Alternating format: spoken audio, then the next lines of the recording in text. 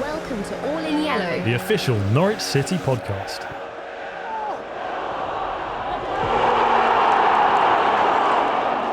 Hello and welcome to episode 7 of the All in Yellow podcast. Today we're speaking to one of the current unsung heroes behind the scenes at the Lotus Training Centre. It's Player Liaison Officer Phil Lythgoe. Thank you for joining us, Phil. Great to see you. You, of course, are the Player Liaison Officer, but you've got a long-running relationship with Norwich City. Just take us back to the very beginning.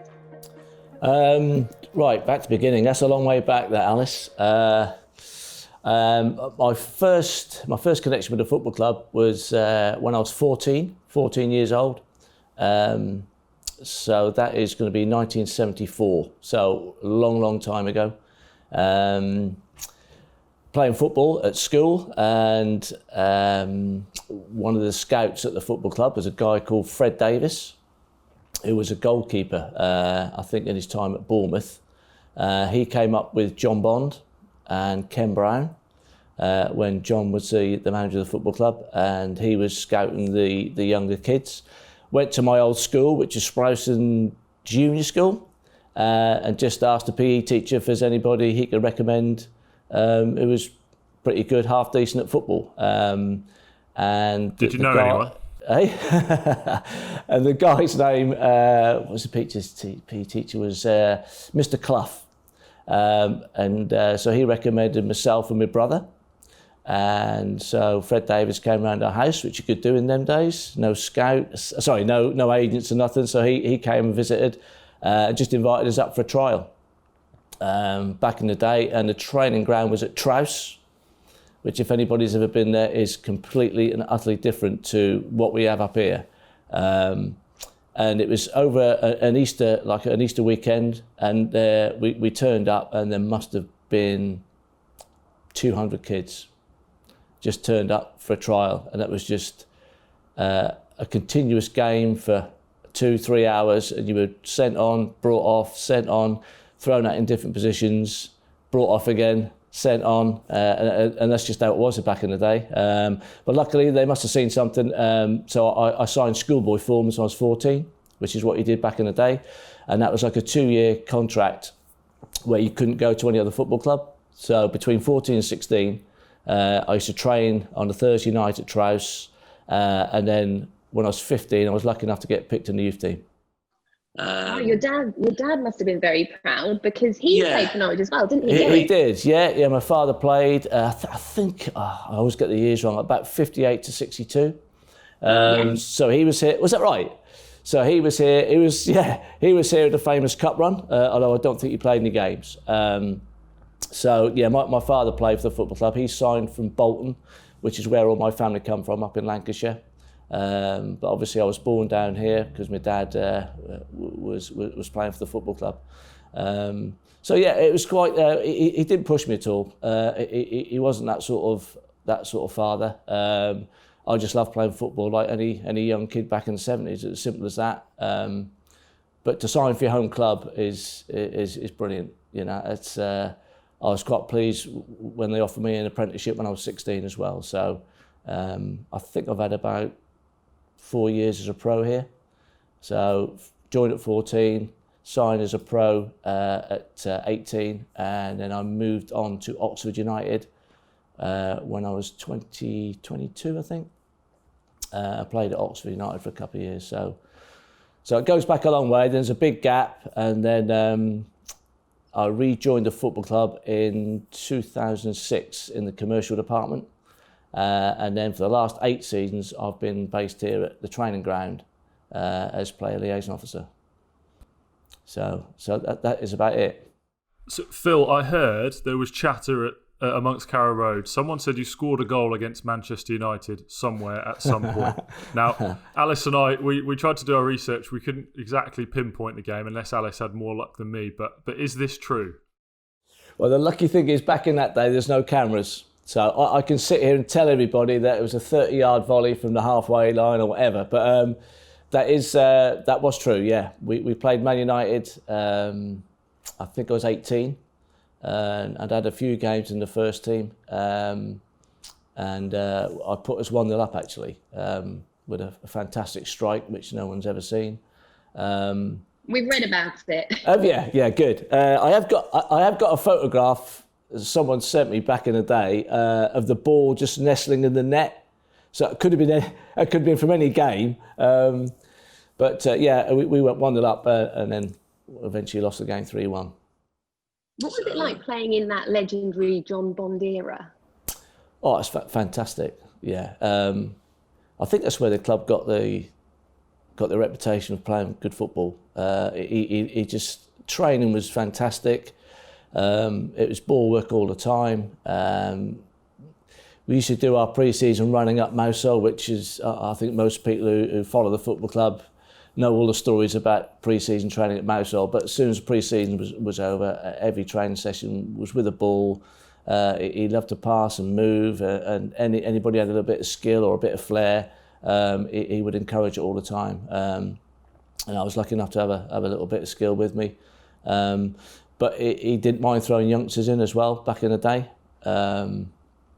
But it was an exciting time, really. And we were it's called the Premier League now, obviously, but we were quite a good side in Division 1, as it was called then. You know, the 4 years I had there, we were comfortably mid-table all the time.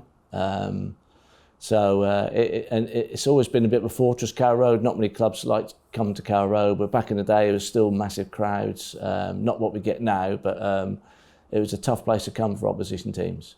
Some very good players as well, the likes of Kevin Keelan and Martin Peters as well. What was that like, playing with them? Well, it was strange, really, because I sort of left school at 16, and I was lucky enough to get apprenticeship with the football club. And on the first day you get there, being an apprentice, nothing's changed now, they're called academy kids, but we then got 3 professionals to look after. And so they sort of wheel you into the home changer room. And I was given, and some of the older people might know these names, I was given Ted McDougall, Phil Boyer and Martin Peters as my 3 players to look after, with kit, shorts, shirts, socks. And like 2 months before that, I'm stood in the Barclay with everyone else watching them play.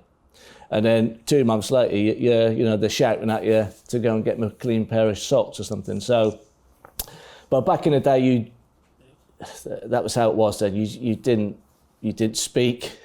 It was quite an ominous sort of changing room to walk into, because there were some big names in there. Colin Suggett, like I said, Kevin Keelan, Big Duncan Forbes are still about.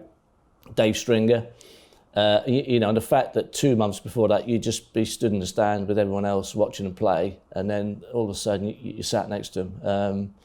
It took a bit of getting used to, actually. Was it intimidating at all? Very, very, yeah. The young lads today are a bit more confident. Probably got a bit more about them, but back in the mid '70s, you didn't open your mouth at all. You just did as you were told. And that was it. Some of the lads were good. Tim McDougall wasn't the most pleasant sort of guy, and I think later in the years he's admitted that. He was a bit of a dour Scotch. Why was that? Didn't very rarely speak to you, really. Just do this, do that, no please or thank you. You just got on with it. That's how it was. And back in the day, that's called character building, Alice. Not so much these days. How do you find the atmosphere's changed, Phil? Well, the academy lads up here, they're sort of separate from the first team squad. It's similar to us back in the day. The first team squad had the home dressing room at Trouse, and the younger pros and the apprentices had the away. But here we're in different buildings. But the younger lads here, they've got a bit more about them, which that has obviously transpired over the years. But going back to the 70s, it was different times. Different times, if somebody told you to do something, you did it back in the day, then that was it. And there was no arguing or I ain't sure if I want to do that. You just had to get on with it. But sometimes you used to get a £5 Christmas bonus, so it was great. And I think you made, was it 12 appearances for Norwich? Yeah. Why do you think it perhaps wasn't more? Well, back in the day, the money was nowhere near what it is at the present time, and there must have been way over 40 players at the football club, way over, because no one got the sort of money that people are on now. So football clubs could afford to have a lot of players. And we must have had 35, 36 players in the first team squad. And then you got another 15 or 20 in the reserves. And then you've got the apprentices, which is the youngsters. You know, there was a lot of players. You know, so to be honest, you were lucky to get a game in the reserves. Because back in the day, if the first team were away, the reserves were at home. It was Saturday at 3 o'clock every week. And we used to play at the stadium, which they don't do now, the reserve team. And the reserve team used to have people like Mick Maguire, who went on to have a fantastic career at the PFA, Keith Robson, Graham Padden, Kevin Keenan played a few games. People coming back from injury back in the day would spend 6 or 7 weeks playing with the reserves. So for the young lads, it was brilliant. But like I said, you do well to get a game in the reserves because there were so many players at the football club because you could afford to have a big squad. Was it hard dealing with that amount of competition then? Yeah, you didn't really think of it as competition, Alice, to be honest. You just went into training, just got on with it, and if you had a few good games, you'd get your chance. And nothing's different today. If you get your chance, you've got to take it. And the only reason I got my chance was back in the 70s, a lot of players used to go and play in America, where the American football was starting to take off with the likes of Beckenbauer and Pelé all playing for New York Cosmos. And like I said, we were quite comfortable mid-table, and John Bond let, I think it was about 7 or 8 players go and play for the summer in America, and that is when I got my chance to play in the first team. But I could have gone to America as well. I mean, I could have gone to a club called Detroit Express. I don't know if they're even around now, but he let some players go and he kept others. And I think the fact that we were quite comfortable in mid-table, he gave a few young boys, myself and Justin Fashanu, Stevie Goebel, these young lads here, we got a chance of playing 6 or 7 games in the first team, which is fantastic. It really is a heck of a step up from reserve team football or under 23s, yeah. What did you think the difference was between reserves and first team? Well, we're struggling today, but it's the crowd. Honest to God, you cannot not notice it. You know, once you've played in front of 20,000 as we're getting at Carrow Road, you know, and then the following Tuesday you might be picked reserves away at Oxford in front of 200. You think, oh, I quite fancy the other thing really. So that's your driving point. It's just the whole atmosphere, the build up of the day. I used to actually walk to the ground because I think I got on the subs bench back in the day when there was only one sub, and I didn't have a car because I think I was 17, but I was in digs in the city, and I just walked from St Stephen's down with the crowd to the game, which would never ever happen today. But no, you just walked along with the crowd in a suit and tie, and they're all people looking at you, and then they suddenly realise who you are. But the other thing I felt as well, and I think other people will tell you this, if you're a local lad, the crowd is straight away behind you. If you've come up through the ranks of the youth team, the reserves, or the under-23s as it is now, I think the crowd just, you can just tell that they're behind you all the way. And it's great when you might go on a little run, beat a couple of people, get a corner or something, and then the crowd are on top. It's brilliant. And that's what these lads today miss because of the situation we're in. I've spoke to the players, and it's like it's like just having a training game at the training ground. There's just no atmosphere, and that's so for some of those young lads that have made their debut recently. We thought it might have been easier for them. We thought it might have been easier for them coming on with no pressure, with no crowd there. But do you think actually they really would have benefited from having that backing? Yeah. You can't beat doing something on a football pitch and then someone just applauding you and cheering and shouting your name. It's a great feeling. It really is. And I know a lot of players have said that because it's just encouragement. It's just encouragement for you. Talking of that feeling, Phil, did you miss that feeling of playing in front of a crowd and playing football when your playing career did then come to an end? How did your time at Norwich as a player finish? Well, I've heard some rumours that basically a guy called Martin O'Neill, who managed the club as well, they were going to sign Martin O'Neill. He wanted a few quid to sign for us, and I just got called into the manager's office and said that Oxford United manager was interested. He's seen me play and thinks I can do a job for him. And do you want to go down and have a chat? And that was it. That was that's all it takes. Like I said, no agents back in them days. You sorted yourself out. And the fact that I could possibly play in the first team at Oxford, who were in the 3rd division back then, which is now League One, was tempting. As you said, to play in the reserves.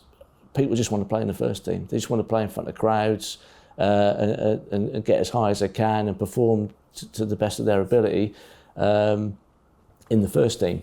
It's as simple as that. That's my thoughts anyway. So if you play in the 3rd tier, Phil, at that time, would it mean having another job to complement your income from football as well? No. This is a funny bit, Dan. They doubled my wages. Now, so the decision was made easier because they said, well, look, you're going to be in the first team. You're on this, but we'll give you that. And I'll tell you who did that for me, because I didn't really want to go, to be quite honest. I was born in Norwich. I had a lot of mates there. When you're 16, 17, 18, I'm still knocking around with my schoolmates as well as the fellow players. But we had a guy called Mel Machin, again, who played for the football club, that was a reserve team boss for a while. I think he followed John Bond to Manchester City, actually, Mel did. But Mel knew the manager at Oxford, a guy called Bill Asprey, and he said, leave it with me, Phil, I'll see if I can get you some more money. And then he came back and just said, right, you're on this at Norwich, they'll double it for you. Do you want me to tell you how much it was? Only if you're comfortable admitting it. It's a long time ago. So when I was in the first team at Norwich, I was on £90 a week, and Oxford paid me £180 a week to go and play for them. So were you expecting that, or was that a big surprise? No, it was a big surprise. So I was chuffed a bit with Mel Machin for a start off, because he did the negotiating for me, because he knew the manager down there. So I don't know whatever he said. He probably said that Norwich were going to pay me something, and if you wanted Phil, you'd have to reach this figure. So I just drove down and signed a 3-year deal. But I was so young at the time, there was a massive crowd bonus in this contract. If Oxford ever got 15,000, every player got something like £500. Well, back in the 1980s, I think it was, you think, wow, this is decent. So I didn't realise that Oxford only ever got 4,500 a home game. So I signed this contract. He's out there knocking door to door, getting people to come to the stadium. Yeah. It wasn't a huge stadium anyway, and I thought, God, this is decent, £500 as well if we get 15,000, because I was used to getting that at Norwich and more. And first home game, I thought, blimey, so they must come to the stadium late here because there were so many empty spaces. And I hasten to add that we never, ever got over 15,000. So that was whoever put that in the contract sort of knew what they were talking about, really. But how different was it playing for them compared to your experience at Norwich? Well, that's why to actually leave Norwich, and I know a few players have said this, how the club is run, even back then, everyone has said to you, you have to go to another club to find out how it's run, to realise what a good football club Norwich City is. And I'm not just saying that because I'm employed by them. The training, the setup, everything was just a drop down. But you're in the 3rd division, and they didn't have the finances that Norwich had. Not that we had too much back in the late 70s, but you had, for instance, there was no training ground at all. We would go to the stadium at Oxford. It was called the Manor Ground then. Like most of the stadiums I played at, they're all gone now. That's how old I am. Everyone's got new stadiums now. So there was no training ground. You had one piece of training kit to last you the week. So by Friday, it wasn't particularly very pleasant to put on. And we used to have to get on a minibus and find a pitch at a local university. That's how we trained. Luckily at Oxford there's quite a few universities, and their facilities were far better than the football clubs. There was just no money down there. But you were able to see what you had at Norwich as well. Yeah. And I've still kept in touch with a lot of lads who you sort of play with, and they've all gone to different clubs, and you think, have I made the right decision? But you do what you do at the time, and if you're promised first team football, you tend to go, and the bonus of getting your salary doubled, then it was a bit of a no-brainer, really, to be honest. And how long were you there for, Phil? I had 2 years, excuse me, and I probably went through 4 managers. That was the problem. The guy who signed me got sacked after about 3 months, and then we had another manager come in called Ian Greaves, who was a good manager at Bolton Wanderers back in the day in the old First Division. And like every manager, they bring in players who they know can do them a job. And if your face doesn't fit, I'm afraid that's it. So, but I stayed on for Ian Greaves, and then I got a few injuries down there. It was a lot tougher than Division 1. A lot more physical down in League 3 as it is.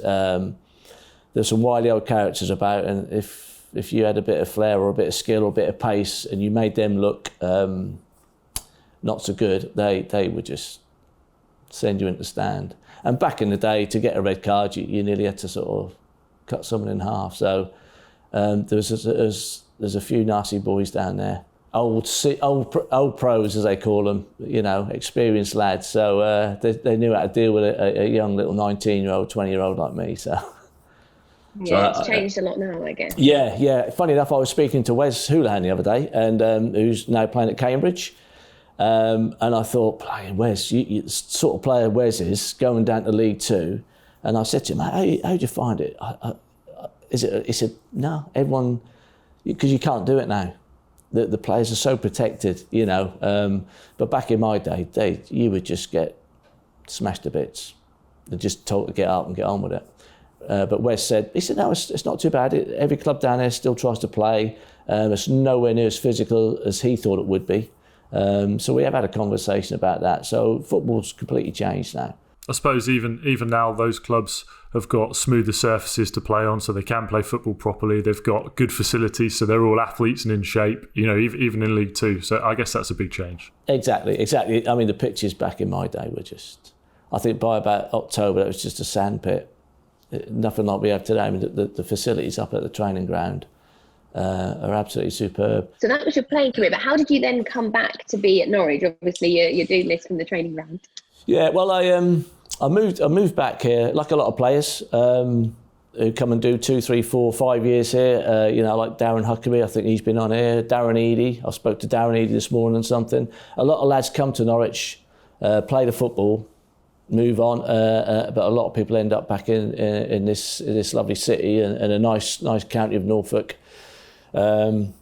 It's usually probably the wives and partners. It's a nice place to bring the family up, So I moved back. I ended up, when I left Oxford, just had a quick spell at Cardiff, and then ended up in Hong Kong, actually. Played a bit of football there.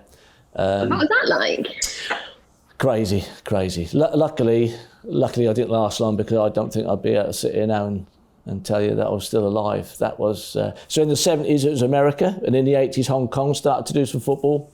So they were getting some old players over there, and wow, that's a 24-hour city, that place. So I didn't spend too long there. I came back to my parents, started playing local football really. Another guy who's connected with Norwich, Sammy Morgan. He was the manager at Galston, heard I was back. A mate of mine got me a job. I started playing for Galston, and that was it. And I just stayed in local football really for a few years, and I think it was about 33 when I stopped playing. Was the gap between local football, like your Galstons, Lowestoft's, was it smaller than it is, I guess, nowadays between the professional clubs like Norwich? Yeah, it was a bit closer back then, Dan.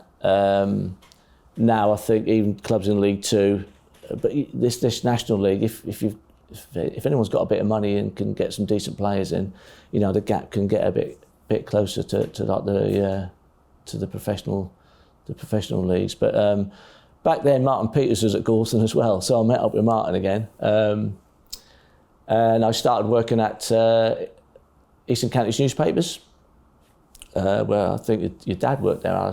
It's now called Archant. So basically just worked on the EDP, Eastern Daily Press, for I had about 18 years there. But when I stopped playing, I then set up, I'd moved to Dereham by then. I set up a soccer school in Dereham, originally for 6 weeks in the summer holiday, because I got a coaching badge, and I ended up doing it for 16 years. Wow. So you enjoyed it? Every Saturday morning, and I've got a funny feeling that Todd Campbell came to one of my classes. Does he remember it?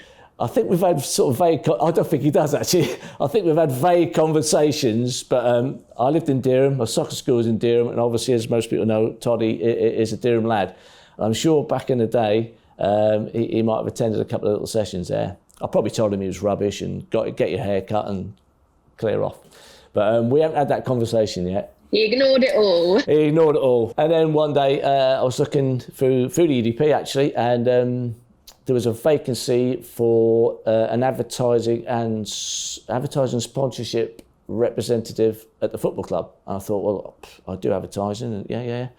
And I thought, all right, I wonder what that's all about. And I applied for the job, and lucky enough I got it. And the main reason that the job became available is it was something that Brian Gunn did.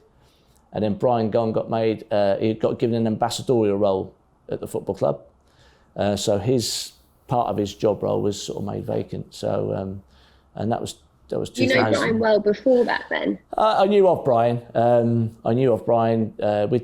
been quite a few old boys legends games, and you meet up, and you know, it's once you're in a little club of being a professional footballer, you know, you can go years without seeing people, and as soon as you get back in the change room with them, you straight away back into this, that, and the banter and the mickey taking, and it all comes flooding back. So there is a big miss when you're doing that day in, day out, and all of a sudden it stops. It does take a bit of getting used to. So is the office environment any sort of substitute for that? I'm trying to make it that, Dan. I'm trying to make it that. So Brian moved on a bit, and I sort of stepped into his role a little bit along with Jerry Goss. So it was me, Jerry Goss, and a guy called Gary Cook, and we had the advertising, just selling the ads around the board back in the day, and adverts in the match day programme, and then obviously it's progressed from there. So I had about 7 years up at the stadium doing that. But one of my main roles was to sell the kit sponsorship for the first team to companies, so they could sponsor, say back in the day, that somebody could sponsor Grant Holt for X amount of pounds for the year. That would get you A, B, C and D, and the main thing that these companies liked was they used to come up to Coney to have watch a bit of training, have lunch with the player. They would do a little photograph, and at the end of the season the player would sign his shirt, give it to the company, and we'd frame it, and then that would be part of that sponsorship deal.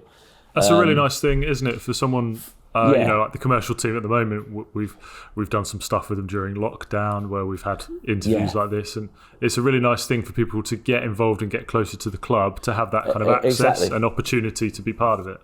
Yeah, because it's the closest you're ever going to get to them.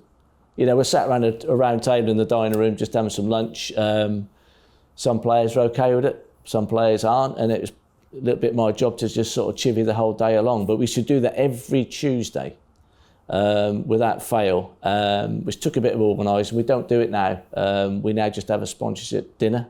So the players come up to the stadium now, we have a dinner, and they all sit together there. But so I did that for a few years, and then the manager, Chris Houghton. So we've never had a player liaison officer at his football club.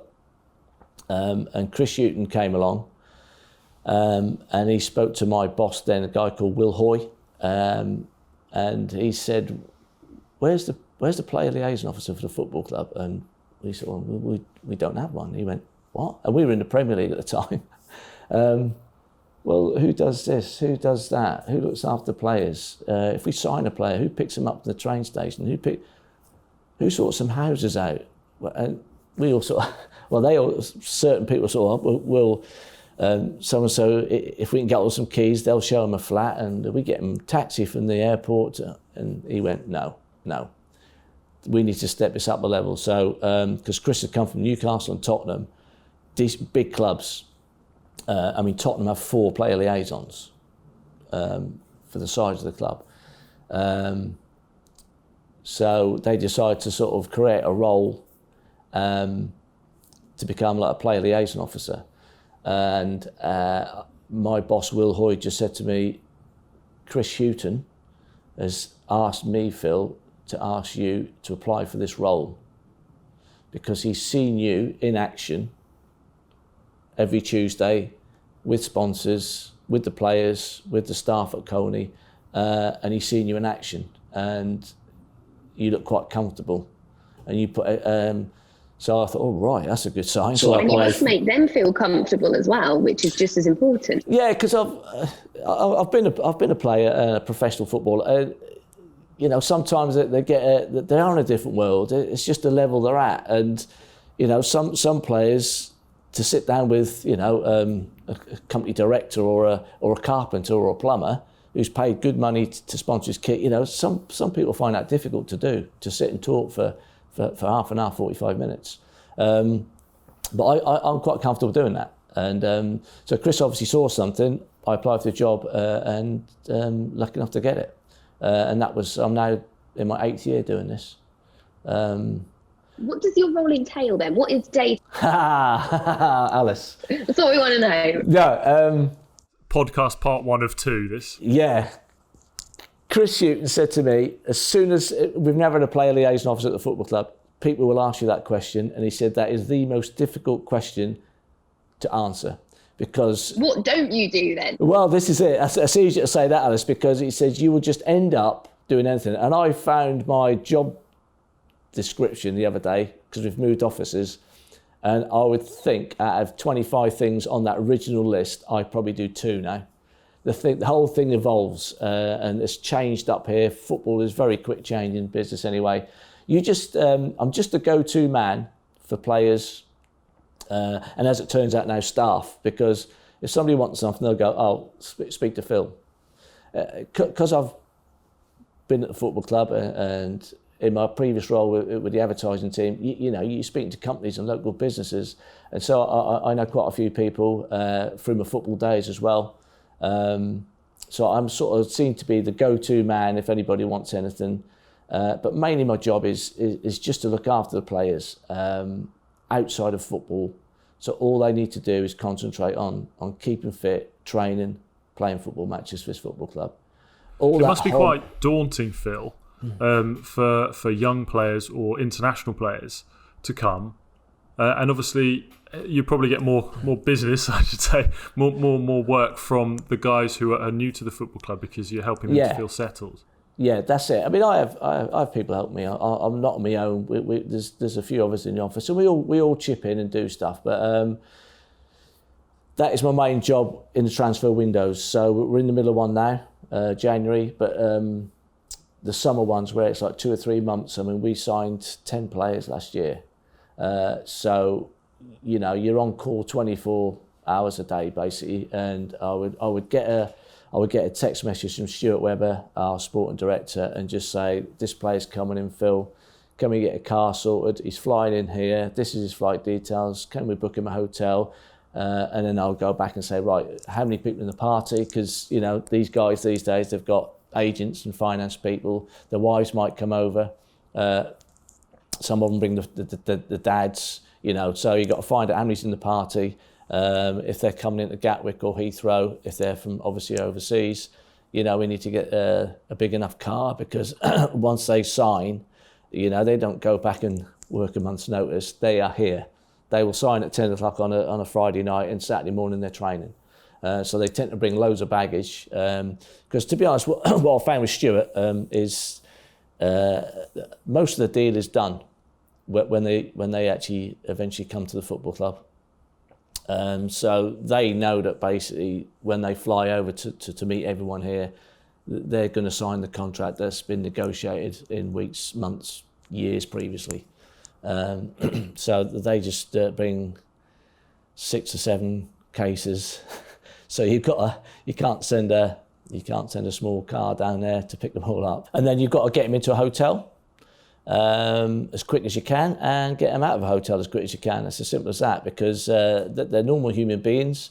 You know, it's nice having a weekend in a hotel, it's nice having a week, but if you end up there 3 months, it just affects you. You know, it doesn't care what job you're in. If you're in a hotel room for 2-3 months, which sometimes has happened, you know, it's going to affect your work, your job.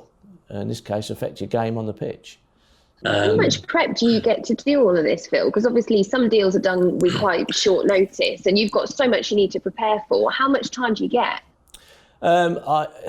What I've done, I'm lucky enough now, because a lot of people, I've got a lot of I've got half a dozen estate agents who I tend to use. I don't go to every single one of them, but they know when the transfer window is. They know at January, and they're all making contacts. And Phil, as soon as you hear anything, find out what the player wants, and then if we've got anything, we can sort it out. So I've got to stage now where a lot of people who I deal with, removal companies, you know, if they're moving from north of England or abroad, and they'll then contact me. So, but in the early stages, you were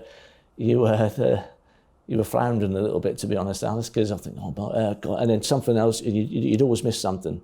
I have a little checklist, but you'd always miss something when I first started. Are you an organised person then? You've got to be organised, surely. I like to think I am. Yeah. You've got to be a bit structured, because it's the same.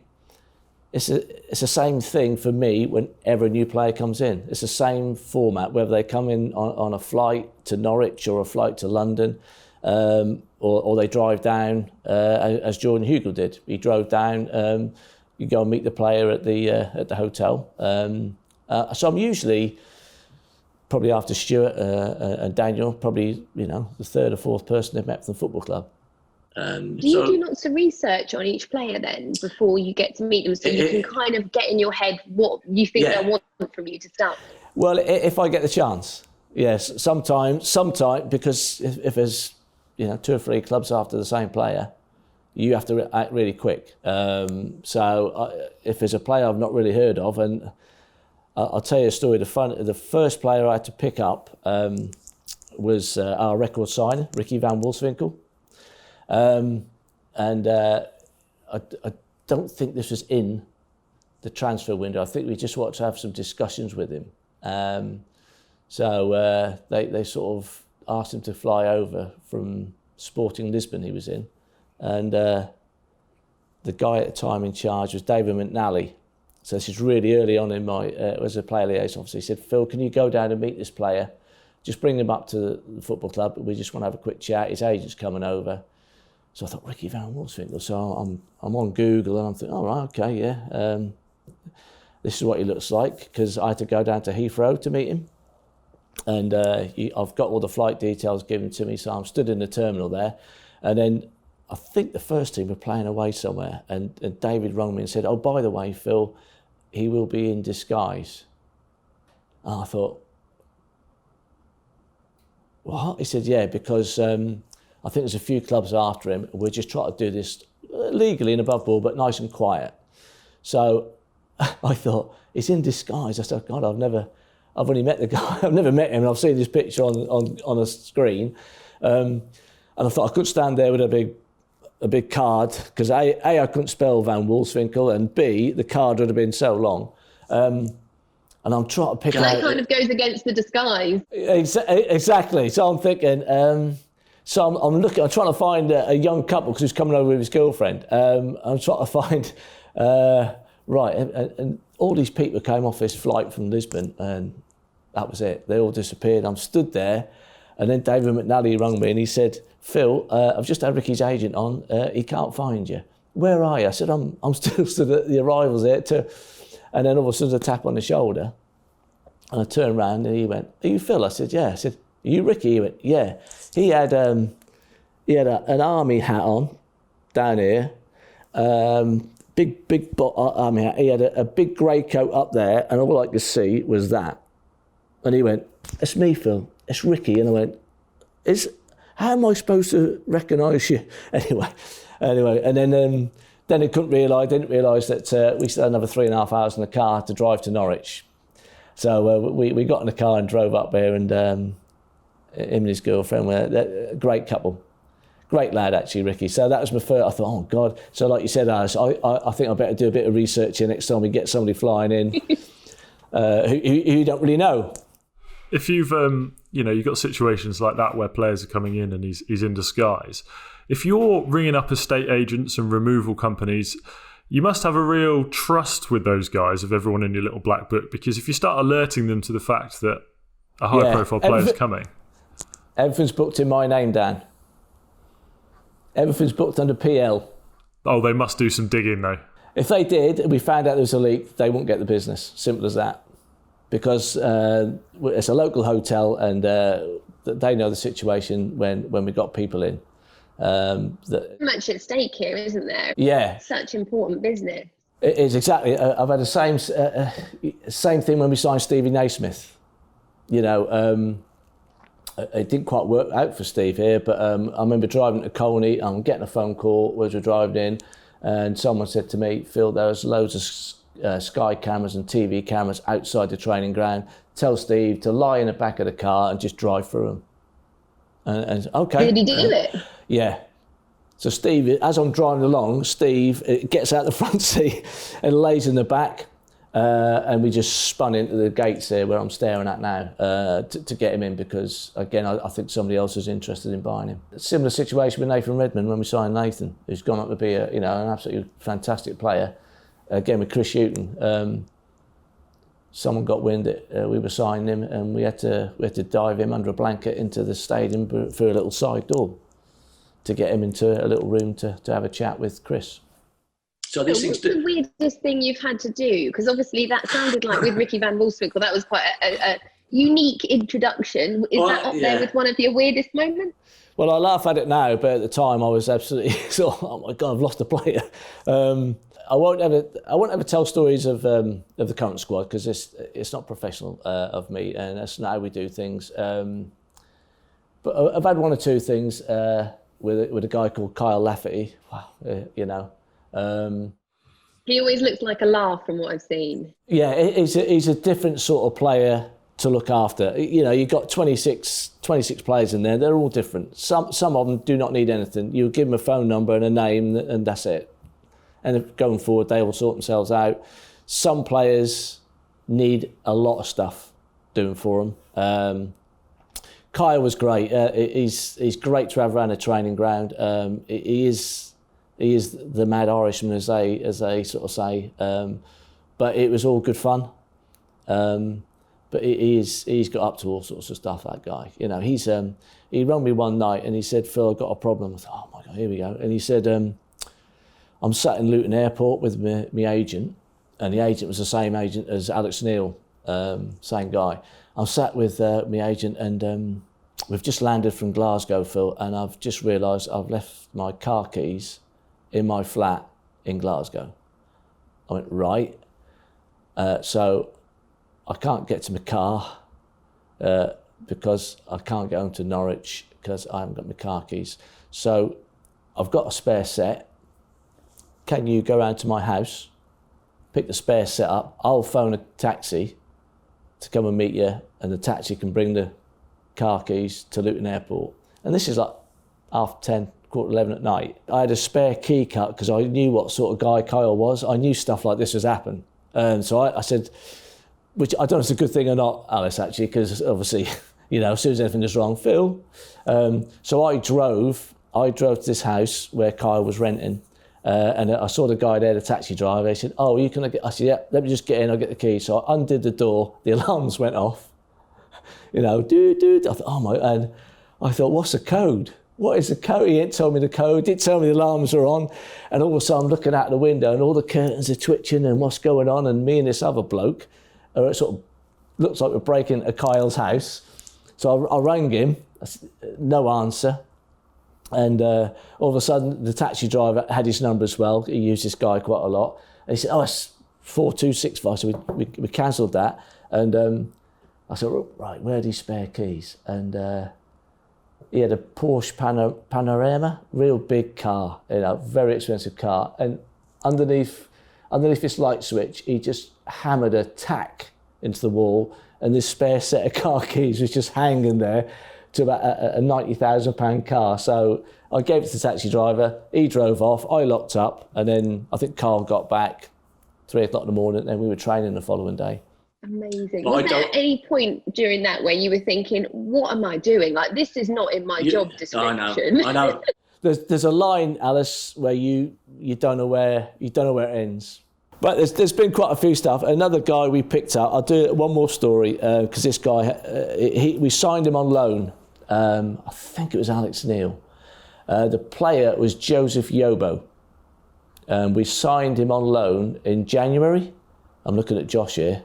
Maybe 4 or 5 years ago. So we were in the Premier League. We were struggling, and we signed Joseph Yobo, who'd had 10 years at Everton as a centre half. But I think he'd been in Turkey for quite a few years. So I got a text to say, was Joseph Yobo's coming into Norwich Airport. Can you book him in to a hotel? He's coming here on loan for like the remainder of the season, January through to May. I said, oh, okay. And I thought, so I looked him up, thought, 10 years at Everton. I thought, oh yeah, I recognise the guy. And when he left Everton, I didn't really follow his career. So I booked him into Dunstan Hall, which is one of the hotels that we use. It's just gone at 11 o'clock on a Sunday night at Norwich Airport. And we're driving to Dunstan Hall, and if anybody's ever been down there, they've got this lovely long, half a mile long driveway. That's all lit up down the side there. And we're driving down there. I said, right, I'll put you in here, Joseph. He went, whoa. I said, stop the car, Phil. I said, as we approached the hotel, I said, what's up? He said, is this where I'm staying? I said, yeah, we use this for all our players. I'm not staying there. I said, you what? I said, I'm not staying there. I said, why, what's the matter? He said, I've stayed here before when I played for Everton, and this place is haunted. And I went, sorry? He said, this is haunted. Take me somewhere else. I said, Joseph, it's 11:30 on a Sunday night. Where are you expecting me to take? I'm not staying. It's haunted. I've played here before. I am not staying in this hotel. And I looked at him, I thought, you're the big, rough, tough centre-half who's got to save our club from relegation, and you can't even stay in it. So... Because of a ghost. Because of a ghost. Yeah, and he told me this story. Well, I had to phone. I phoned someone at Barn and Broom, and we got him in at Barn and Broom. Luckily enough, they had a vacancy, so we drove him there, and I thought, that's a good start. And I just had so many things with Joseph. Very, very difficult guy to deal with. Who was your favourite player to deal with so far? We've had some great players, Dan. Some great characters. Russell Martin, as most people would know, is absolutely top guy, and would back me up and help me out if I got in a bit of trouble with some of the players, or some of the players who were doing something that Russ thought was a little bit over the line. He would just come up and say, "What's happening? Why are you doing that? He can do that." I said, "Well, he should do. I've told him 3 or 4 times how to do it. Right, leave it with me." And he would go off and have a word. So Russell is absolutely top man to me. But we've had some great lads over the years. Do you ever feel like people walk over you at all because you can pretty much do everything for them? Or do you feel that most players are respectful? There's just a few that have tried to push the boundary? Yeah, there's a few that have done it. And if you say no, they sort of, what? I said, no, it's your job. I said, well, that particular thing isn't my job. I'll help you sort it out, but don't expect me to do the whole thing. But you get involved in all sorts of stuff. I think everyone who reads the newsletter, when they look at these people who work for the football club and what's your job role, and they go, no day is the same. And it isn't here. The only day that's similar in football is match day. But from Monday to Friday, there's always something happening. What do you do on a match day? Not a lot at the moment. At the moment, I'm looking after all the injured players, of which we've had quite a few over the last few months. We've had some big injuries, So I look after them. But on a normal match day, if a player is injured or suspended, we will bring them up to the stadium. I think Dan's done a couple where we will go into lounges where supporters are and corporate guests, and we will have a Q&A with the player. We go into Legends Lounge, which is run by Adam Drury. That used to be run by Darren Huckabee, and Darren Huckabee does a gun club after. We send a player up there to do the man of the match stuff. And I have to sort of just do a little bit of coordination with the media guys to make sure they're up there at the right time. And then my main job, again, which is not happening at the moment, is to look after the players' lounge with all the wives and families and the guests that the players invite to each home game. So it's a busy day. It's a busy day. You've spoken about some of the more difficult characters that you've had to handle over the years at the football club. A real emphasis of Stuart Webber, Daniel Farke's recruitment has been around culture and bringing in good quality people. Have you noticed a difference in the way that the players, I say use you, but treat you and work with you? Yes. I've noticed a lot of, since Stuart's been here and Daniel, I've noticed a lot of changes. Everything's just gone up a level. I mean, we've had plans. I said I've been here 8 years. We've had plans and drawings for the training ground in all of those 8 years. Nothing's ever happened. Then another manager come in and go, I think we'll move the gym over there. We'll change all the. But Stuart's come in, and with the bond that we did a few years ago, that's up and running. It's done, and that helps me enormously, because when you're showing a player around the training ground, because that's his office. You know, most of them have been to the stadium and played there, and they play there once a fortnight. But the training ground is their office and where they do their day-to-day stuff. So to bring the player up here now is absolutely fantastic. We signed a guy, Josip Dimic, you know, full Swiss international, played in the Bundesliga. It's not worked out for him, but as soon as he walked in the gym, he went, wow, this is absolutely fantastic. And to get feedback like that, fantastic, yeah. Especially to what, I mean, when I came up here, it was just full of porter cabins. I don't know if, Dan, you was up here at a certain time. Just porter cabins. And since Stuart's been, along with Daniel, everything's just ramped up a level. The facilities here now are fantastic. And I've had the same conversation with Jordan Hugel. I walked him round. He came up for a chat with Stuart. I walked him round and he said, this is better than West Ham. And West Ham are in the Premier League. Size, do you think? Do they expect a little bit less? Or is it just that the facilities are now so good, they're just a little bit surprised by it? I think if you're a player who's been to a few clubs in the Premier League, it's just expected now that the level is so high. You know, they're like international. They're like racehorses. Everything's done for them. They don't want for anything in equipment and facilities and staff. You know, all the staff here are top end. And you know, if you want to attract a player to a football club, you've got to show them what you've got. You know. And even the last 3 or 4 years, it's changed dramatically up here. Sounds like a really nice place for you to work, Phil. Well, it is. And listen, if you're top of the league, you can't enjoy your job, then you shouldn't be here. I mean, my first year doing this, we got relegated under Chris Hughton, and then I think Neil Adams had 6 games where he couldn't really do a lot. You know, it's horrendous. That really is not a pleasant place. But we've had more good times than bad. You know, I mean, probably the best day ever, a lot of people have said this with the club, is the playoff final against Middlesbrough. And the club did something there completely different to anything else I've heard. I think David McNally was chief exec, and Ricky Martin here was the technical director, and Ricky was my boss. So when we got to the playoff final against Middlesbrough with Alex and Frankie, the club paid for the first team squad to go down to the Grove, I think, which is a lovely hotel near Watford, and have a couple of days there, bit of training, play some golf, and then on the Monday afternoon we went up to Wembley and just went in the chat, just had a look at it, because a lot of the players hadn't been. So we went down early, I think it was Sunday, Monday, just to have a look around the change room. We were told what change room, just to get the lads the feel of it. And then we decided that we'd invite all the wives and families in a separate hotel, which ended up being my job. So we had, I think the lads were at the Hilton Wembley, which is right next door to the stadium. And we put the wives up in the Conrad, which is near the Houses of Parliament. Absolutely fantastic hotel, paid for the lot. And quite a few of the wives have said, blimey, my husband's been in 3 playoff finals. We've never even done this. This is absolutely fantastic. What a nice gesture from the football club. So all the wives had the Sunday night together. And then on, I think it was a Monday, we then played... How much pleasure do you get from knowing that has made people happy? That must make you feel proud as well. Yeah, it's a big part of your job.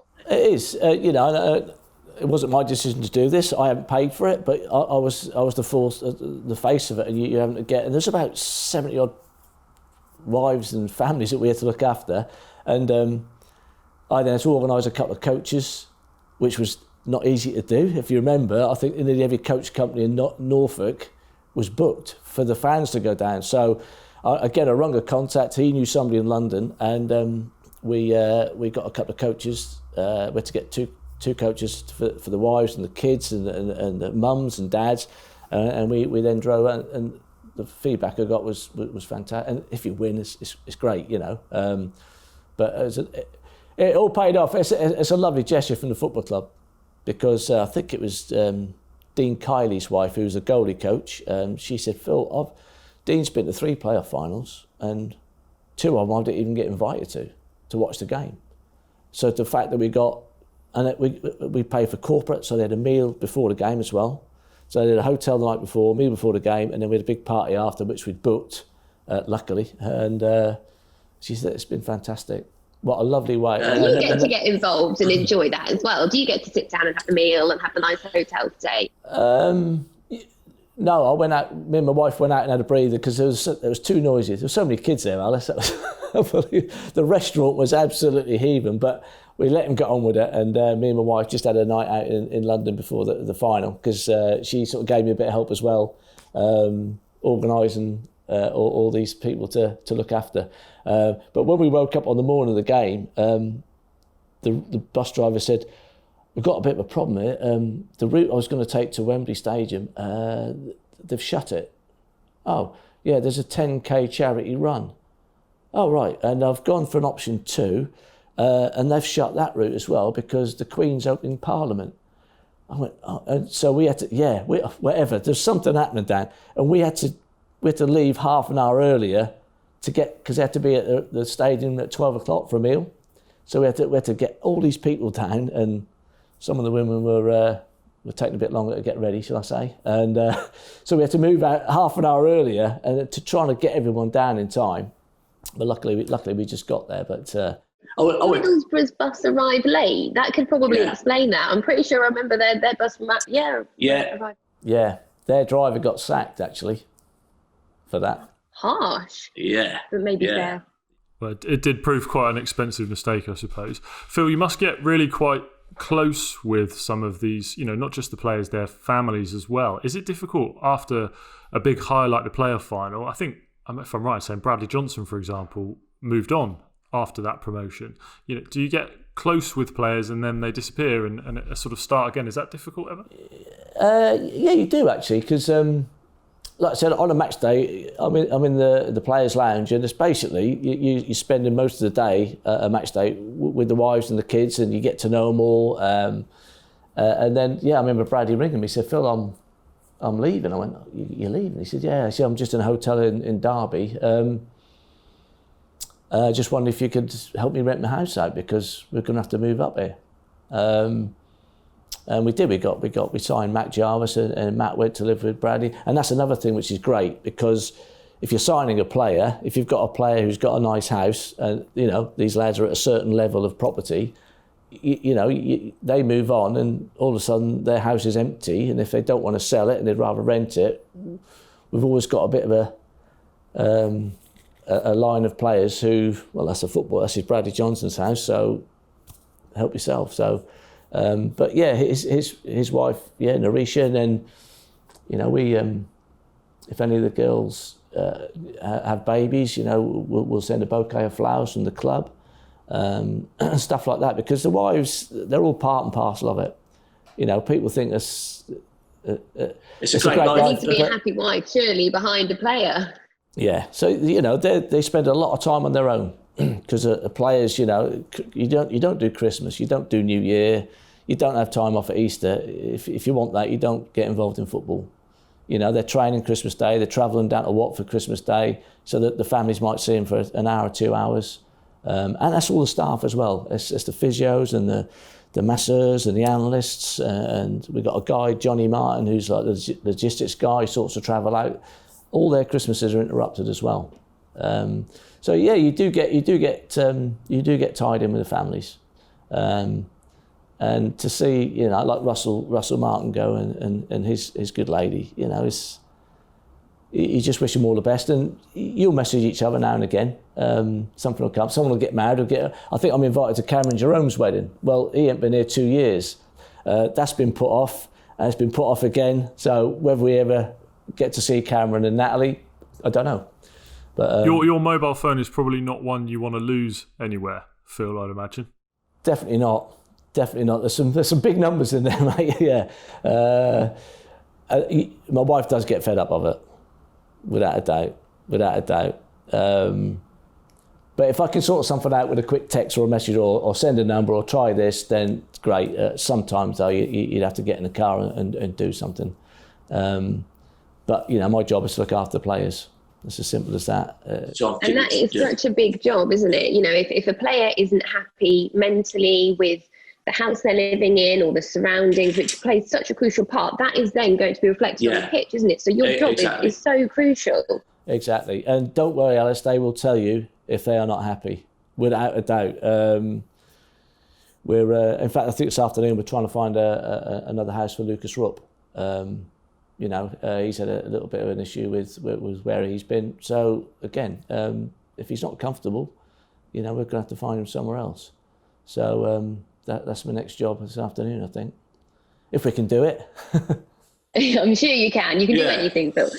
But with the language barrier, when foreign players come over here, do they often struggle with the language to start with? And is it a case of I don't know whether you speak many languages or whether you put them on to people that can help them learn English? How does that happen? Luckily, a lot of lads speak English. We are so lucky. We are so lucky that a lot of foreign boys speak the language. Recently, Xavi Quintilla has come over, whose English is very basic, but he knows Emi Buendia. So we sit next to each other in the locker room, so they spend a lot of time together. Onel Hernandez is another one. Onel was really struggling on speaking English. We have set him up. We have got someone who can come to the training ground and do an hour or a couple of hours here and there. Just being around English-speaking people, they will soon pick stuff up. Xavi gets a little bit concerned over UK red tape and what's council tax, Phil? Why have I got to pay council tax? I said, if you work in England, you've got to pay council tax. If you live in a house in England, you've got to pay. Well, what do I get, Phil? What am I paying all this money for? It's difficult to explain, actually. If someone emptying your bins, your street lights, he's gone, what? Anyway, so you have to just, the ways of England sometimes they're a bit sort of quizzical about. And you must see a big change a lot of the time in players from when they've come and perhaps been quite shy, and then when they leave the club, having been here for a while. How proud does that make you feel? Yeah, if it makes the club money, it's great, isn't it? It's great. If they've enjoyed the time here, I've had some nice messages. I must say, you know, for me, I'm just doing my job. But for them, and again, it's not until someone leaves that you realise, they did appreciate what I've done. I'll give you an example. We had another lad on loan, Ibrahim Amadou, who's probably best bit here was playing when we beat Man City, playing out of position at centre half, and we beat Man City 3-1. Again, he was quite needy. His girlfriend was in France. He came from Spain. She was studying or something, so he was on his own a lot. and his English wasn't very good at all. So he needed a little bit of extra help and a little bit of extra time. And I ended up doing quite a lot for Ibrahim. And again, it didn't work out. He's gone back to his parent club. And he just sent me a lovely text message. Phil, I never really said it, but thank you for so much you've done. I couldn't have stayed where I stayed. I couldn't have done what I've done without you. Really appreciate everything that you did for me. Like to wish you all the best, and I hope we meet up again. I'm thinking, wow, that from a guy who was only here 3 or 4 months, it makes it worthwhile. Makes it worthwhile. Absolutely. And that is how important your job is, isn't it, here at Norwich? And finally, Phil, we know what Norwich means to a lot of players and what you mean to a lot of players, as an example you've just given there, but what does Norwich mean to you, and why is it so special? It's been a big part of my life. My dad played. I had 6 years here as a player. I've now done 14 years in other roles. It's always the first result I look for, even when I was working at the newspaper. Like